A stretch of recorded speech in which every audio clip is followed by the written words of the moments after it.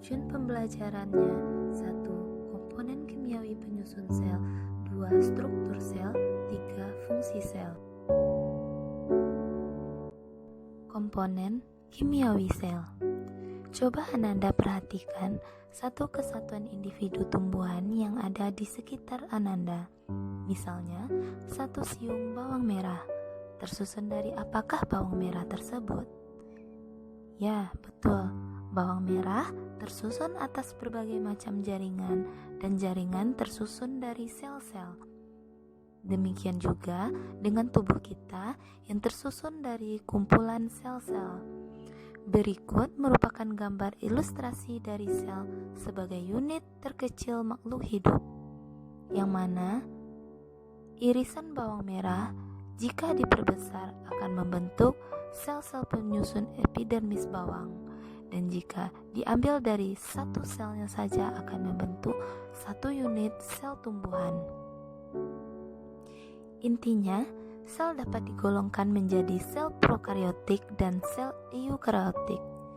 Kedua golongan sel tersebut memiliki membran sel, sitoplasma atau yang terdapat berbagai organel sel, dan materi genetik.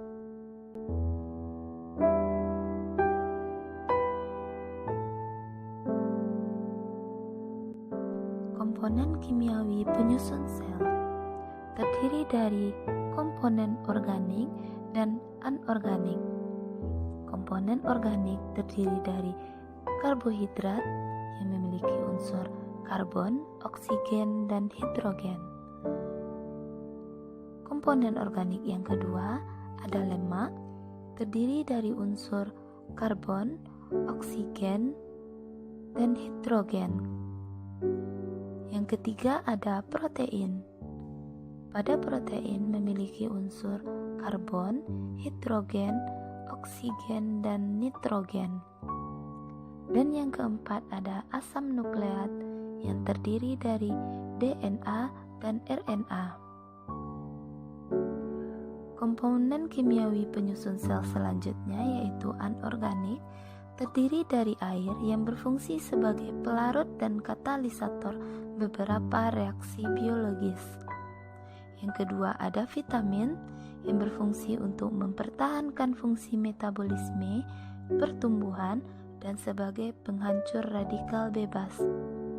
Dan yang ketiga ada mineral yang berfungsi sebagai pemeliharaan fungsi dan kerja metabolisme. Struktur organel sel dan fungsinya. Sel memiliki organel-organel sel yang melaksanakan fungsi-fungsi tertentu. Organel-organel sel tersebut adalah yang pertama, membran sel. Membran sel sering disebut juga membran plasma yang bersifat semi-permeabel.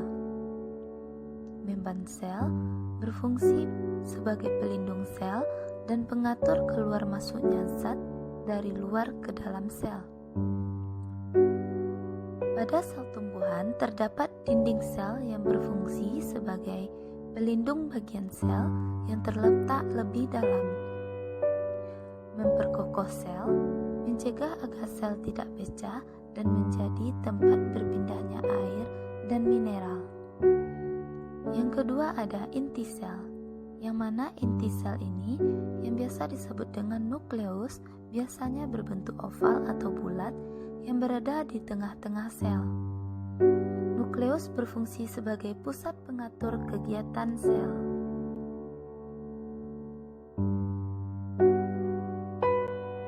Yang ketiga yaitu retikulum endoplasma yang merupakan struktur benang-benang yang bermuara di inti sel.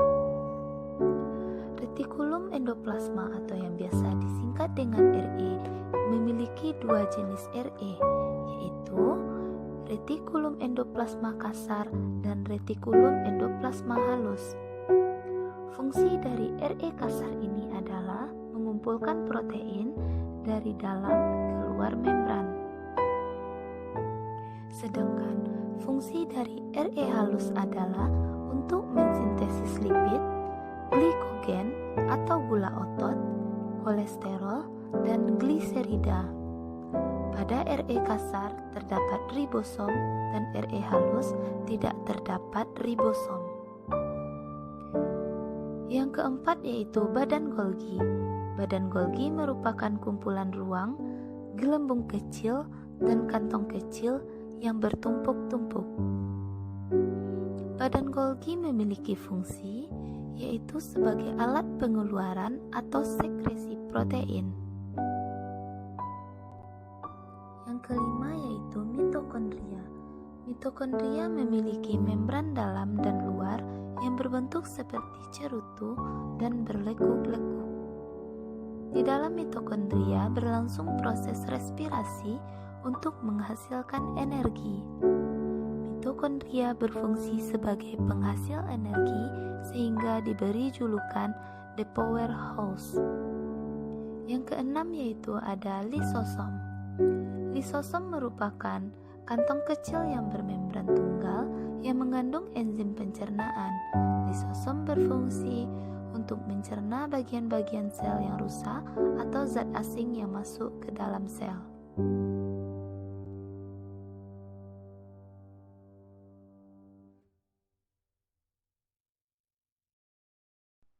Yang ketujuh yaitu vakuola. Vakuola adalah ruangan yang terdapat di dalam sel pada sel tumbuhan yang sudah tua. Vakuola tampak berukuran besar dan berisi cadangan makanan dan pigmen. Pada sel hewan, vakuola berukuran kecil. Vakuola mengandung garam organik, glikosida, butir pati, dan enzim. Yang kedelapan yaitu plastida. Plastida merupakan badan bermembran rangkap yang mengandung membran tertentu. Plastida mengandung pigmen atau klorofil disebut kloroplas, sedangkan yang berisi amilum disebut amiloplas. Plastida hanya terdapat pada sel tumbuhan. Ada 3 jenis plastida yaitu leukoplast, kloroplas, dan kromoplas. Yang kesembilan yaitu ada sentrosom. Sentrosom memiliki struktur berbentuk bintang yang berfungsi dalam pembelahan sel. Organel ini hanya terdapat pada sel hewan yang berfungsi aktif dalam pembelahan sel. Sel tumbuhan dan sel hewan memiliki perbedaan yang cukup terlihat dengan adanya perbedaan organel yang ada pada sel tersebut.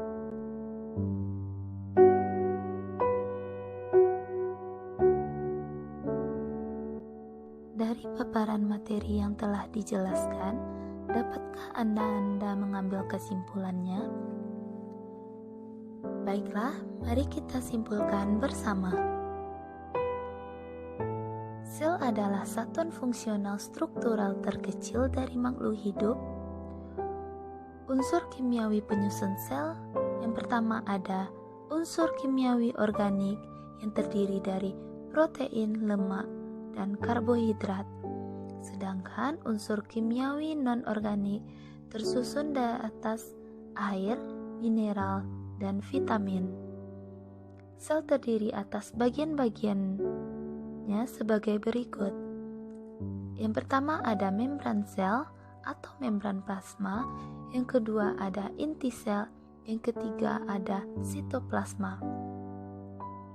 Yang mana di dalam sitoplasma terdapat organel, contohnya mitokondria, ribosom, lisosom, badan Golgi, vakuola, peroksisom, plastida, dan sentriol yang mendukung metabolisme sel.